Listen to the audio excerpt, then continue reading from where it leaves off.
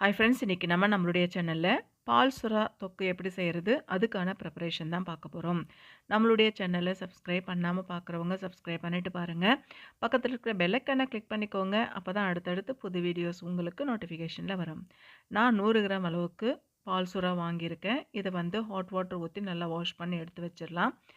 ஏன்னா உப்பு ஜாஸ்தியாக இருக்கும். அதனால் ஒரு பேனில் ஆயில் விட்டுட்டு ஆயில் சூடானதுமே கடுகு உளுத்தம் பருப்பு சேர்த்துக்கிறேன். சீரகம் கொஞ்சம் சேர்த்துக்கிறேன்.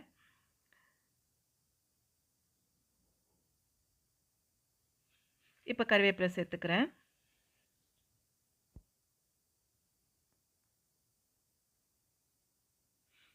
ரெண்டு ஆனியன் நான் பொடிசாக கட் பண்ணி வச்சுருக்கேன். அதை இந்த ஆயிலில் சேர்த்து நல்லா வதக்கிக்கிறேன். வெங்காயம் நல்லா வதங்கட்டும். இப்போ சால்ட்டு சேர்க்கக்கூடாது. ஏன்னா உப்பு ஜாஸ்தியாக இருக்கும் பால் சுறால. சால்ட்டு கொஞ்சம் கூட சேர்க்கக்கூடாது. இதில் இருக்கிற சால்ட்டு சரியாக போயிடும். இஞ்சி பூண்டு பேஸ்ட்டு கொஞ்சம் சேர்த்துக்கிறேன். நசுக்கி நான் சேர்த்துருக்கேன்.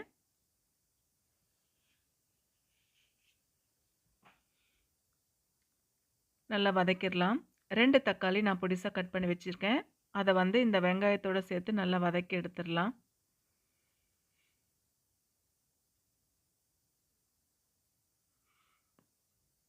வெங்காயமும் தக்காளியும் நல்லா வதங்கி வரட்டும்.